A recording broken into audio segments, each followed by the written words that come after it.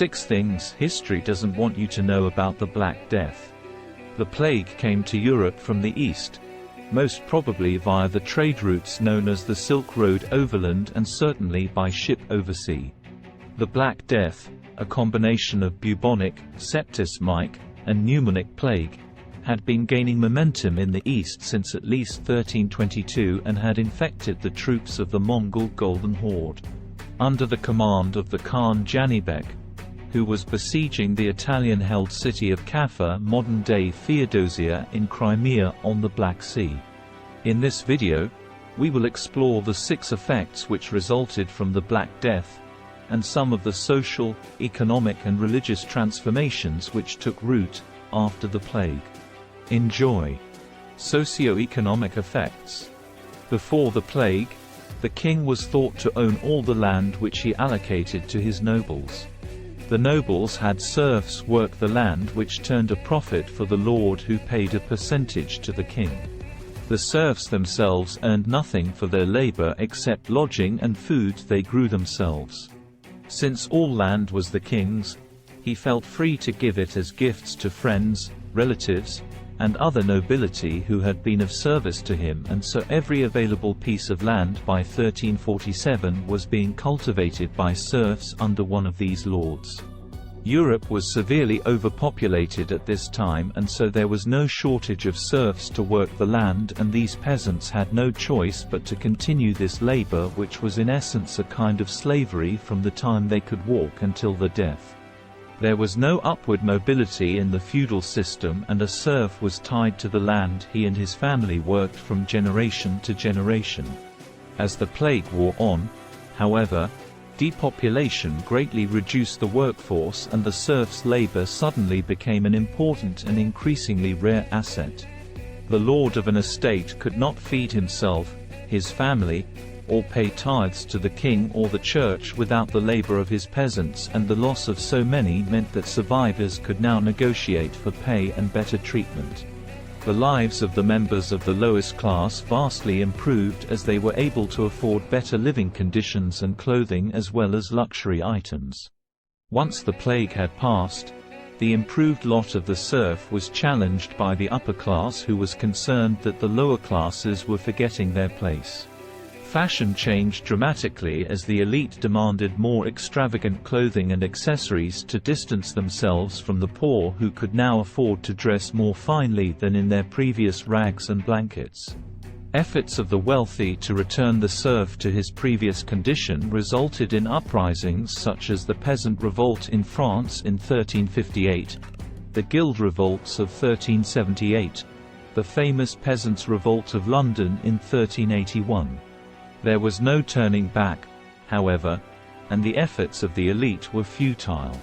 Class struggle would continue, but the authority of the feudal system was broken. Effect on medical knowledge and practice. The challenge to authority also affected received medical knowledge and practice.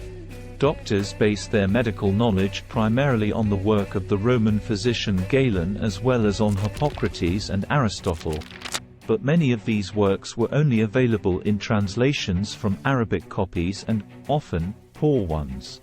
Even so, the works they had were put to the best use they possibly could be. Doctors and other caregivers were seen dying at an alarming rate as they tried to cure plague victims using their traditional understanding, and, further, nothing they prescribed did anything for their patients. It became clear, by as early as 1349, that people recovered from the plague or died from it for seemingly no reason at all. A cure that had restored one patient to health would fail to work on the next.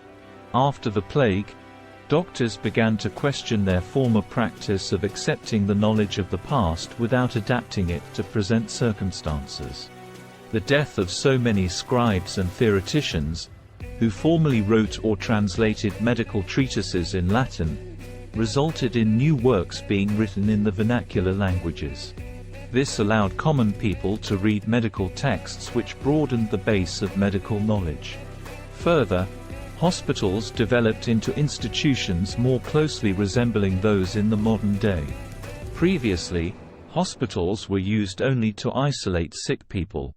After the plague, they became centers for treatment with a much higher degree of cleanliness and attention to patient care.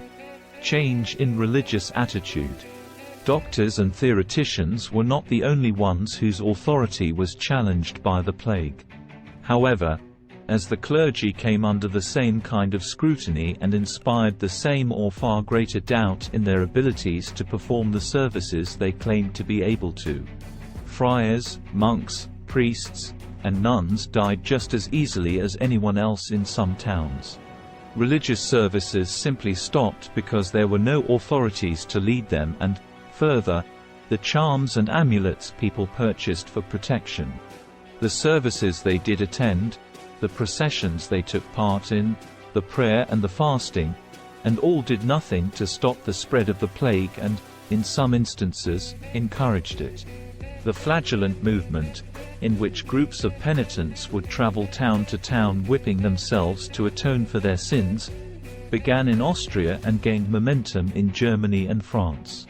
These groups, led by a self-proclaimed master with little or no religious training, not only helped spread the plague but also disrupted communities by their insistence on attacking marginalized groups such as the Jews. Since no one knew the cause of the plague, it was attributed to the supernatural, such as supposed Jewish sorcery, and, specifically, to God's fury over human sin. Those who died of the plague were suspect of some personal failing of faith, and yet it was clear that the same clergy who condemned them died of the same disease in the same way. Scandals within the Church, and the extravagant lifestyle of many of the clergy, combined with the mounting deaths from the plague to generate widespread distrust of the Church's vision and authority. Increased persecution and migration. The frustration people felt at their helplessness in the face of the plague gave rise to violent outbursts of persecution across Europe. The flagellant movement was not the only source of persecution.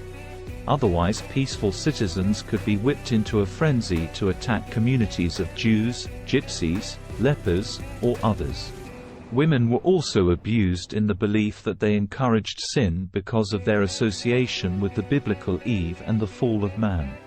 The most common targets, however, were the Jews who had long been singled out for Christian hostility. The Christian concept of the Jew as Christ killer encouraged a large body of superstition which included the claim that Jews killed Christian children and used their blood in unholy rituals. That this blood was often spread by Jews on the fields around a town to cause plague, and that the Jews regularly poisoned wells in the hopes of killing as many Christians as possible. Jewish communities were completely destroyed in Germany, Austria, and France in spite of a bull issued by Pope Clement VI.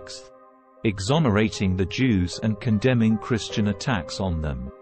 Large migrations of Jewish communities fled the scenes of these massacres, many of them finally settling in Poland and Eastern Europe. Women's rights. Women, on the other hand, gained higher status following the plague. Prior to the outbreak, women had few rights. Neither the medieval church nor the aristocracy held women in very high regard. Women of the lower classes could work as bakers, milkmaids, barmaids, weavers, and, of course, as laborers. With their family on the estate of the Lord but had no say in directing their own fate. The Lord would decide who a girl would marry, not her father, and a woman would go from being under the direct control of her father, who was subject to the Lord, to the control of her husband who was equally subordinate. Women's status had improved somewhat through the popularity of the cult of the Virgin Mary, which associated women with the Mother of Jesus Christ, but the Church continually emphasized women's inherent sinfulness as daughters of Eve who had brought sin into the world.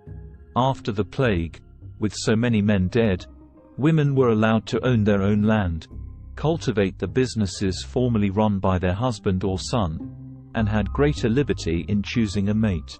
Women joined guilds, ran shipping and textile businesses, and could own taverns and farmlands. Although many of these rights would be diminished later as the aristocracy and the church tried to assert its former control, women would still be better off after the plague than they were beforehand. Art and architecture. The plague also dramatically affected medieval art and architecture. Artistic pieces, paintings, woodblock prints, sculptures, and others, tended to be more realistic than before and, almost uniformly, focused on death. The most famous motif was the Dance of Death, also known as Danse Macabre, an allegorical representation of death claiming people from all walks of life to come with him. As Des Ormeaux notes, post-plague art did not reference the plague directly, but anyone viewing a piece would understand the symbolism. This is not to say there were no allusions to death before the plague, only that such became far more pronounced afterwards. Since peasants could now demand a higher wage, the kinds of elaborate building projects which were commissioned before the plague were no longer as easily affordable, resulting in more austere and cost-effective structures. Scholars have noted, however, that post-plague architecture also clearly resonated with the pervasive pessimism of the time and a preoccupation with sin and death. Conclusion. It was not only the higher wages demanded by the peasant class, nor a preoccupation with death that affected post-plague architecture, however, but the vast reduction in agricultural production and demand due to depopulation which led to an economic recession. Fields were left uncultivated and crops were allowed to rot while, at the same time, nations severely limited imports in an effort to control the spread of the plague, which only worsened their economies as well as those of their former trading partners. The widespread fear of a death one had not earned, could not see coming, and could not escape, stunned the population of Europe at the time and, once they had somewhat recovered, inspired them to rethink the way they were living previously and the kinds of values they had held. Although little changed initially, by the middle of the 15th century radical changes unimaginable only 100 years before were taking place throughout Europe. Notably the Protestant Reformation, the agricultural shift from large-scale grain farming to animal husbandry, the wage increase for urban and rural laborers, and the many other advances associated with the Renaissance. Plague outbreaks would continue long after the Black Death pandemic of the 14th century, but none would have the same psychological impact, resulting in a complete re-evaluation of the existing paradigm of received knowledge. Europe, as well as other regions, based its reactions to the Black Death on traditional conventions, whether religious or secular, and, when these failed, new models for understanding the world had to be created.